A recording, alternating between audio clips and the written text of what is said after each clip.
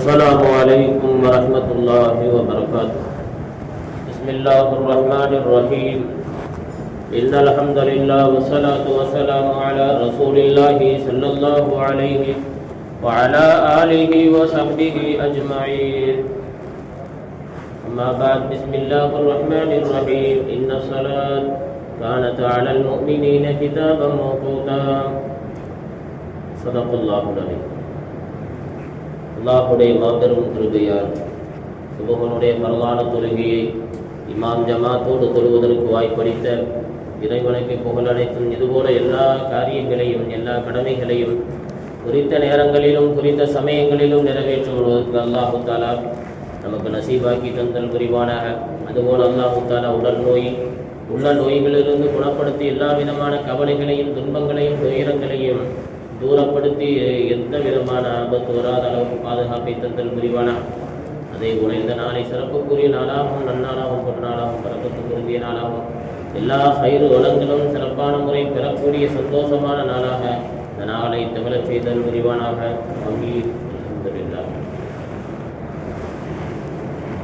இந்த உலகத்தில் மனிதன் வாழ்வதற்கு, அதுவும் புனிதனாக வாழ்வதற்கு இறைவன் கட்டமைத்திருக்கிற மிகப்பெரிய ஒன்றுதான் தொழுகை என்பது.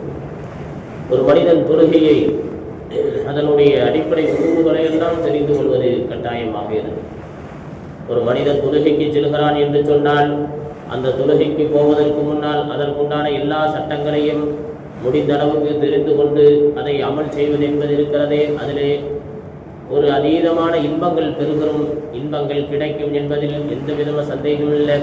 ஒரு மனிதன் தொழுகைக்கு வரும் பொழுது உள்பொருள் வெளிப்பொருள் என்பதை நாம் தெரிந்திருக்க வேண்டும். அதுவும் ஷாஃபி மதுஹபினுடைய அடிப்படையிலே உள்பொருள்கள் வெளிப்பொருள்கள், அதே போல எல்லா மதுஹபுகளிலும் உள்பொருள்கள் வெளிப்பொருள்கள் என்பதாக பிரித்து வைத்திருக்கிறார்கள். அதாவது தொழுகைக்கு முன்னால் இருக்கக்கூடிய செயல்களை வெளிப்பொருள்கள் என்பதாகவும், தொழுகைக்கு தக்பீர் கட்டியதற்கு பின்னால் செய்யக்கூடிய உள்பொருள்கள் என்பதாக இப்படி ஷாஃபி மதுஹபிலே பிரித்து வைத்திருக்கிறார்கள். அதில் வெளிப்பொருள்களை பற்றி பேசும் பொழுது சொல்கிறார்கள், வெளிப்பொருள்கள் என்பது 5, உள்பொருள்கள் 13 என்பதாக பதிவு செய்கிறார்கள். வெளிப்பொருள்கள் 5. ஒன்றாவது நேரத்தை அறிந்து கொள்ளுதல். ஒரு மனிதர் ஃபர்லான தொழுகைக்கு செல்ல இருக்கிறார் என்று சொன்னால் எப்பொழுது பாங்கு சொல்லப்படும், எப்பொழுது இகாமத்து சொல்லப்படும், எவ்வளவு நேரம் இந்த ஃபர்லான தொழுகை நமக்கு ஃபர்லான நிலையிலே இருக்குகிறது, கலாவாக ஆகாமல் எந்த நேரம் வரையிலும் நமக்கு இந்த தொழுகை ஃபர்லான நிலையில். உதாரணத்துக்கு சுபுகனுடைய தொழுகையை ஒரு மனிதன் தொழுக வருகிறான் என்று சொன்னால், தொழுக போக வேண்டும் என்று அவன் உள்ளத்தில் எழுகிறது என்று சொன்னால், தொழுவதற்கு முன்னால் அவன் என்ன செய்ய வேண்டும் என்று சொன்னால், அவன் எத்தனை மணிக்கு பாங்கு சொல்லப்படுகிறது, காமத்து சொல்லப்படுகிறது, எவ்வளவு நேரம் இந்த ஃபர்லான தொழுகை ஃபர்லான நிலையிலே இருக்குகிறது என்பதையெல்லாம் தெரிந்து கொள்வது என்பது ஃபர்து ஐன் கட்டாய கடமையாக இருக்குகிறது. அதே போல 2வது அவுரத்தை மறைக்குதல். ஓட்டை உள்ள கிழிந்த ரொம்பவும் மோசமான நிலையிலே உண்டான ஆடைகளை உடுத்துக் கொள்வதை இந்த இஸ்லாம் தடை செய்கிறது. ஒருவர் தொழுகைக்கு வருகிறார் என்று சொன்னால் சில நபர்களுக்கு கிழிந்த ஆடைகளோடு வருவார்கள். வேட்டியில் ஏதாவது ஓட்டை இருக்கும், வேட்டியில் பார்த்தீங்கன்னா கிழிஞ்சல் இருக்கும். அவர் என்ன நினைப்பார் தெரியுங்களா, அவருக்கு தெரியும். ஆனால் என்ன செய்வார், இது மாதிரி வருவார், வந்து தொழுதுட்டு போவார். ஓட்டை அவ்வளோ பெருசாக இருக்கும். நம்ம கூப்பிட்டு சொல்லுவோம், பாய் ஓட்டை இவ்வளோ பெரிய காயின் போகிற அளவுக்கு ஓட்டை இருக்குது, எப்படி இது? ஆமாம், நான் பார்க்கவே இல்லை, இப்போ தான் பார்க்குறேன் அப்படிங்கிறார். இப்படியெல்லாம் தந்திரமாக பேசக்கூடிய மந்திரவாதிகள் நம்ம மக்கள்லாம் ஏகப்பட்டவர் இருக்காங்க. அப்போ என்னென்னு அதே மாதிரி சட்டையிலையும் பார்த்தீங்கன்னா சில ஓட்டைகள்லாம் வீட்டிலேருந்து எடுத்து போடும்போது தெரியும்ல, நமக்கே தெரியும் ஓட்டை இருக்குது, என்ன எங்கே இருக்குது ஓட்டை இருக்குது, கிழிஞ்சல் இருக்குது, அழுக்கு இருக்கிறது, அழுக்கு ஆடைகளும் தெரியும், எல்லாமே தெரியும் நமக்கு. அப்போ ஒரு மனிதன் தொழுகைக்கு வருகிறான் என்று சொன்னால் அவுரத்தை மறைக்கும் விதமாக சில பேர் என்ன செய்வாங்கன்னா, உலமாக்களே சொல்லுவாங்க, அதற்கு நீங்கள் வந்து ஜிப்பா போட்டு தொலை வைங்க, சட்டை போட்டு தொலை வச்சிங்கன்னா எல்லாமே தெரியுது நீங்கள் சுஜூது போனாங்க. எப்போ எல்லாருமே பின்னாடி தொழும்போது தெரியத்தான். ஆடைகள் வெள்ளி ஆடைகள் உடுத்தக்கூடாது. முதல்ல மக்ரூவான ஒரு செயல் ஒன்று இருக்குது. என்னென்னா, உள்ள பணியின் வெளியில் தெரிகிற மாதிரி ஆடைகளை உடுத்தி தொழக்கூடாது. ஆடை உள்ளாடை வெளியில் தெரிகிற மாதிரி தொழுகிறதுங்கிறது மக்ரூ ஆக்கப்படும். ஃபங்க்ஷனுக்கு ஒருத்தர் என்ன செய்கிறாரு, கதர் ஆடை உடுத்துறாரு, உள்ளது வெளியே தெரியுதுன்னா பிரச்சனை இல்லை. தொழுகைக்கே சில பேர் உடுத்துவாங்க, சுஜூது போவா எல்லாம் தெரியும். அதனால் ஜிப்பாங்கிறது ரொம்ப அஃதலான ஒரு ஆடை தான், ரொம்ப சிறந்த ஒரு ஆடை ஜிப்பா போட்டுக் கொள்வது. உகந்த ஆடை. ரசூலுல்லாஹி ஸல்லல்லாஹு அலைஹி வஸல்லம் ஒரே ஆடை உடுத்தினதாகலாம் ஹதீஸில் இருக்கு. ஒரே ஆடைங்கிறது என்னது? அபா. ஒரே ஆடையை உடுத்தினார் தொழுதார்கள். அப்போ ஜிப்பா போட்டுக் கொள்வது என்பது ஆக சிறந்தது. ஜிப்பாங்கிறது நான் பல தடவை சொல்லியிருக்கிறேன். இந்த தலப்பா தொப்பி போடுறது, ஜிப்பா போடுறது இமாமுக்கு மட்டும் அல்ல சுன்னத்து. மாமூமாக இருக்கக்கூடிய எல்லா நபர்களுக்கும் சொன்னது. நீங்கள்லாம் தொப்பி போடணும், தலப்பா கட்டணும், ஜிப்பா போடணும். ஒயிட்டன் வெள்ளையை இறைவன் விரும்புகிறான். அப்பதான் மனமும் வெள்ளையா இருக்கும். அப்போ அதனால என்ன செய்யணும்? நல்ல ஆடைகளை உடுத்தணும், நறுமணங்களை பூசிக்கணும். அடுத்ததாக சொல்லுகிறார்கள், வெளிப்பொருள்களில் தொழுகைக்கு வருவதற்கு முன்னால் குறிப்பாக ஒளி செய்து கொள்ள வேண்டும். நம்ம மக்கள்கிட்ட ஒளி செய்கிறது ரொம்ப பேருக்கு தெரியாது. நான் ஒரு ஃபங்க்ஷனில் பார்த்துருக்கேன். ஒரு நிக்காவுடைய மஜ்லிஸில் ஒருத்தர் ஒளி செஞ்சார். பக்கத்தில் வேகமாக செஞ்சார், மசக விட்டுட்டார், கை காலை கழுவி போயிட்டார். அவர் கழுவுறதும் என்னதுதான் நான் ஏற்கனவே சொல்லுகிறேன். உழு என்பது ஒரு தடவை செய்வது ஹனஃபி மதுவில் பரல இப்படி சொல்லுவாங்க. ஆனால் நம்ம அந்த ஒழு செய்யும் பொழுது நமக்கு ஷாஃபி மதுஹபில் தர்த்தீப் வரிசைகரமாக செய்கிறது ஃபர்லு. வரிசைகரமாக செய்கிறது உழுவினுடைய ஃபர்லுகள் மொத்தம் 6 சொல்லுவாங்கல்ல. வரிசைகரமானா முதல்ல முகத்தை கழுவணும். ஃபர்லில் முகத்தை கழுவணும். ஏன்னா கையை கழுவிட்டு அடுத்து என்ன செய்யும்? வாயிலாம் கொப்பிடிச்சு நாசிக்கலாம் சேர்த்து அடுத்து முகத்தை கழுவணும். ஒருவர் என்ன செய்கிறார்? முகத்தை கழுவிட்டு கையை மறந்துட்டு மசாஜ் செஞ்சுட்டார் அப்படின்னா அவருக்கு ஒழுவு கூடாது. ஏன்னா முகத்தை கழுகியதற்கு பின்னால் கைகளை கழுக வேண்டும்.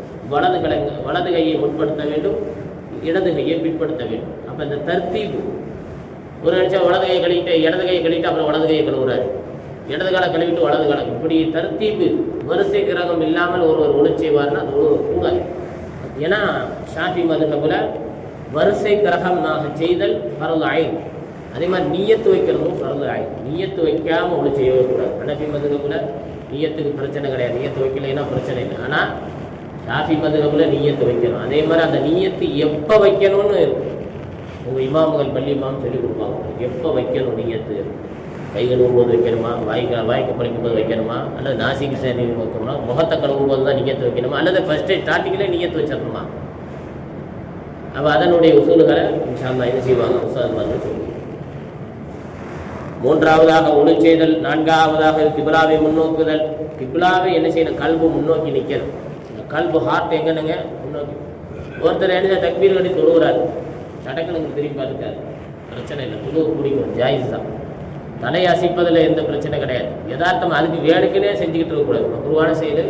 ஒருத்தர் தொழுதுட்டு இருக்காரு, பக்கத்தில் ஒருத்தர் செல்போனை திருடிட்டு ஓடுறாரு, அப்படி தடை பார்க்கறதுனால தப்பு கிடையாது. ஆனால் நீங்கள் கல்பை திருப்பிட்டீங்கன்னு வச்சுருக்கலேன், இந்த கல்பு கிபிலாவை நோக்கி இருக்கணும். கல்பும் கிபிலாவை முன்னோக்கி இருக்கணும். ஒரு முதுகை அப்படி லைட்டாக அசைச்சிட்டாருன்னா தொழுகை பார்த்துட்டு கிபிலா திசையை திருப்பக்கூடாது. அதனால தான் தொழுகையில் ஏதாவது மிஸ்டேக் வந்துச்சுன்னு சொன்னால் என்ன செய்வாங்க? உதாரணத்துக்கு ஒரு சஜதா விட்டுட்டாருன்னா சலாம் கொடுக்கறதுக்கு முன்னாடி சுபஹானல்லாஹ் சொல்லுவாங்க. சுபஹானல்லாஹ் அவர் திரும்புறதுக்குள்ளே சுபஹானல்லாஹ் சொல்லணும். எல்லாரும் அதை முடிஞ்சு திருப்பி உட்காந்துருப்பாரு. சரத்து நீங்கள் சுஜூதை விட்டுட்டீங்களே தெரியாதா அவங்களுக்கு? அப்போ சொன்னோம்னா அப்போ திருப்பி தான் தொழுகணும், திருப்பி தான் தொழுகக்கூடிய சூழல் வரும். இல்லைன்னா சுஜூதுகளை கொண்டு மடக்கிக் கொள்வார். அடுத்ததாக ஐந்தாவதாக சொல்கிறார்கள், உடல் ஆடை இடம் தூய்மையாக இருக்க வேண்டும். தொழுகைக்கு என்னுடைய வெளிப்பரில் மிகவும் கவனிக்கப்படக்கூடியது என்னன்னு சொன்னால் உடல் சுத்தமாக இருக்கணும். மனுஷன் என்ன செய்ய மாட்டான்? குளிக்கவே மாட்டான். நாள் கணக்கின குளிக்காமல் இருக்கக்கூடிய நம்ம சீதேவியான பிள்ளைகள் எக்கச்சக்கமாக இருக்கான். அவள் என்ன செய்யணும்? குளிக்கணும். குளித்து தூய்மையாக என்ன செய்யணும்? சொல்கிறாங்க, நோய் இல்லாமல் 100 வயசு வாழணுமா? சூரிய ஒளி படுவதற்கு முன்னால் அந்த தண்ணியில் நீ என்ன செய்ய? குளி. இன்னைக்கு நம்ம அந்த தண்ணி சொல்கிறது வேற. 100 வயசு வாழ்கிற குளத்தில் போய் குளிக்கலாம், ஆற்றுல குளிக்கலாம், அதே மாதிரி ஃபால்ஸில் போய் குளிக்கலாம். இன்றைக்கி நம்ம வீட்டில் உள்ள டேங்கு தண்ணியை குளிச்சோன்னு வச்சுக்கணும், நோய் தான் அதில் எந்த. ஏன்னா பொதுவாக தண்ணியில் ஆக்சிஜன் இருக்கும், நம்ம அடைச்சி தான் வச்சுருக்கோம். திறந்து வச்சா காக்கா ஏதாவது போய் என்ன செய்ய நஜீஸ் ஆக்கி விட்டு போயிருதுன்னு சொல்லிட்டு நம்ம அடைச்சே வச்சுருக்கோம். பார்த்துருக்கீங்களா? நம்ம பள்ளிவாசலில் நம்ம சிந்தனை வராது, வீட்டு சிந்தனை தான் வரும். பள்ளிவாசலும் நம்ம வீடு தான், அல்லாஹ்வுடைய வீடு. அடைச்சே வச்சேன்னா ஆக்சிஜன் என்ன வெளியே போகாது, உள்ளுக்குள்ளேயே தான் இருக்கும். அப்போ காற்றோட்டம் இல்லைன்னா அது என்ன ஆகும்? கிருமிகளை உருவாக்கி விடும். அந்த தண்ணி இல்லையே புழங்கிக்கிட்டே தானே இருக்கும். புழங்கிக்கிட்டே இருக்குன்னா ஓப்பன் ப்ளஸில் இருக்கணும், ஓப்பனாக இருக்கும். அப்போ காலையில் இவர் என்ன செய்ய? அடைச்சே வச்சுருப்போம். அது வெளியில் உள்ள காற்றை கொண்டு தான் கூலிங் ஆகுமே ஒழிய அது இயற்கையினுடைய அந்த ஆக்சிஜனை கொண்டு அந்த தண்ணி தூய்மையாக ஆகாது, அது ஒரு ஷிஃபாவாக ஆரோக்கியமாக ஆகாது. இப்போ அந்த பைப்பு தண்ணியை நம்ம துறந்து என்ன செய்ய குளிப்போம். காலையில் சூரிய ஒளி படுவதற்கு முன்னால் ஒரு மனிதன் குளிப்பானை என்று சொன்னால் 100 வயது வரைக்கும் வாழுவான் என்பது சித்தர்கள்லேருந்து எல்லாருமே சொல்லியிருக்காங்க. பெரியவர்கள் எல்லாருமே சொல்லி, இன்னைக்கு சுகர்னு சொல்லி ஓடுறவன் என்ன ஓடுனாலும் சுகர் குறையாது. அவன் மாத்திரையை போட்டு நம்மளை என்ன செஞ்சுட்டான், எல்லா பேர்களும் படுக்க வச்சுட்டான். மருத்துவர்கள் இன்னைக்கு பல பேர்கள் மாத்திரையை போட்டு என்ன செஞ்சுட்டான், சுகருங்கிற பேர்லேயே நம்மளை நோயாளி சீக்காளி ஆக்கி கடைசியில் கிட்னி அது இதுன்னு எல்லாமே போயிடுச்சு. அப்போ அதனால் காலையில் எழுந்திரித்த உடனே என்ன செய்யுது, குளிக்குதல் இருக்கிறதே. அதுவும் குளிக்கிறதுக்குன்னு சில உசூல்கள் இஸ்லாமும் சொல்லுது. வெளியில் இதர் விஷயங்களையும் என்ன செய்ய வெளியிலையும் சொல்லப்படும். எப்படி குளிக்கணும், முதல்ல தலைக்கு ஊற்றணுமா, அல்ல இடது பக்கம் ஊற்றணுமா, தோல் புஜத்தில் ஊற்றணுமா, அல்ல வலது ஓரத்தில் ஊற்றணுமா, நடுவில் நேரம் மண்டையில் உச்சத்தலையில் தண்ணியை ஊற்றணுமா, அல்லது எண்ணெய் தேய்ச்சிட்டு குளிக்கணுமா, எந்த நேரத்தில் எண்ணெய் தேய்ச்சி குளிக்கணும், மதிய வேளையில் எண்ணெய் தேய்க்கணுமா, காலையில் எண்ணெய் தேய்ச்சி குளிக்கணுமா, இந்த கிழமையில எல்லாமே சும்மாலாம் எழுதி வைக்கல, எல்லாமே கரெக்டாக தான் சொல்லி வச்சுருக்காங்க. ஆனால் நம்ம மக்கள் அதெல்லாம் பார்க்க மாட்டோம். எவன் என்ன இருக்கா குறைய, அந்த குறைய பேசுறதுக்கே நேரங்காலங்கள் சரியா போயிடும். நம்ம ஆரோக்கியமாக இருக்கிறதுக்கு எவ்வளவோ வழிகளை இஸ்லாம் தந்திருக்கிறது. ஆக உடல் என்ன செய்யணும், தூய்மையாக இருக்கணும். உடல் அடுத்த ஆடை சுத்தமாக இருக்கணும். அதுக்கு நான் சொன்னால் நஜீஸ் இருக்கக்கூடாது, அழுக்கு இருக்கக்கூடாது, ஸ்மெல் இருக்கக்கூடாது, கராகியத்தான ஒன்றும் இருக்கக்கூடாது. நம்ம ஆடை என்ன செய்வான், சிறிது ஊறிட்டு வருவான் பீடியை ஸ்மோக்கிங் பண்ணிட்டு வந்துட்டு இங்கே என்ன செய்யறது, சும்மா வெத்தலை பாக்க நசிக்கிட்டு துப்பிட்டு இங்கே வந்து துருகுறது அல்லது துணை வைக்கிறது. அப்போ அது நம்ம பார்க்கறதுக்கு கராகியத்தான். சில பேர் ஏப்பம் விடுவாங்க சாப்பிட்டு வந்து, கேட்டால் வியாதி இருக்கா ஒன்றும் இருக்காது. குளிச்ச ஏப்பத்தை பக்கத்தில் உள்ளவங்களுக்கு வராது, இடைஞ்சல் பண்ணுறது. அதெல்லாம் எவ்வளோ பெரிய மக்குருகான செய்யல், அதெல்லாம் செய்யவே கூடாது. ஒருத்தருக்கு அருவருப்பை உண்டாக்கக்கூடாது. சில பேர் தும்முவாங்க, மனுஷன் இருக்கான்னு பார்க்கணும், கையெல்லாம் வைக்க ஆச்சுன்னு தும்முவாங்க. அவர் திருப்பி தும்முனான்னு வச்சுக்கிறீங்களேன், நமக்கு அப்போ தான் தெரியும் ஏன்டா என் மேலே எச்சி திருப்பி வர்ற அப்படின்னு. அப்போ நீ இப்போ தும்முனிய, அதுக்கு பேர் என்ன? அப்போ அந்த மாதிரி லரர் பண்ணக்கூடிய மக்கள்கள் நமக்கு விவரம் தெரிஞ்சு தான் செய்கிறாங்களா, அது உண்மையிலே தெரியாமல் செய்கிறாங்களாங்கிறது எனக்கும் தெரியலை இது வரைக்கும். நம்மளும் பார்த்துருக்கோம், ஏப்பம் விடுவாங்க, குளிச்ச ஏப்பத்தை விட்டு மக்களுக்கு இடைஞ்சல் பண்ணுறாங்க. ஏன்னா அது மாதிரி இடைஞ்சல்லாம் பண்ணணும். ஏன்னா வெங்காயம் எதுக்கு சாப்பிட்டு வர ரசூலுல்லாஹ் தடை செஞ்சாங்க, வெங்காயம் பூண்டுகளை சாப்பிட்டு விட்டு பள்ளிக்குள் வராதீர்கள், தொழுகாதீர்கள். ஏன்னா மலக்குமார்கள் கொண்டு அருவருப்படுறாங்க.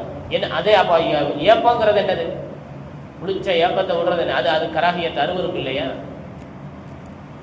தும்மல் வந்துட்டா பிரச்சனை கிடையாது. தொழுகையில் ஒருத்தர் தும்மல் வருதுன்னா தும்மிக்கலாம். ஏன்னா அதுக்கு அல்ஹம்துலில்லாஹ் அப்படின்னு சொல்லக்கூடாது. அந்த இடத்துல தும்மிட்டு ஆச்சு அல்ஹம்துலில்லாஹ் குலோ பக்தியில் அப்படி தொழுகைக்குள்ளே செய்யக்கூடாது. அப்போ என்ன செய்யணும், ஆடை என்னைக்கு சுத்தமாக வச்சுக்கணும். அழுக்கான ஆடை ரசுல்லா காலத்தில் கேட்டால் ஒரு சகாபியா ரசுல்லா காலத்தில் கத்தாழ வாடை அடிச்சிச்சு, ரசுல்லா பக்கத்தில் இருந்தாங்க, சகாபியெல்லாம் குறவை சொன்னாங்க. உடனே ரசூலுல்லாஹ் உமிழ் நீரால் அவருக்கு என்ன செஞ்சாங்க, உமிழ்ந்து கொடுத்தாங்க, மேலில் தடவுனாங்க. அவங்க ஆடையில் நறுமணம் வந்து கொண்டே இருந்து மவுத்து வரைக்கும் அப்படி இருந்தாங்க.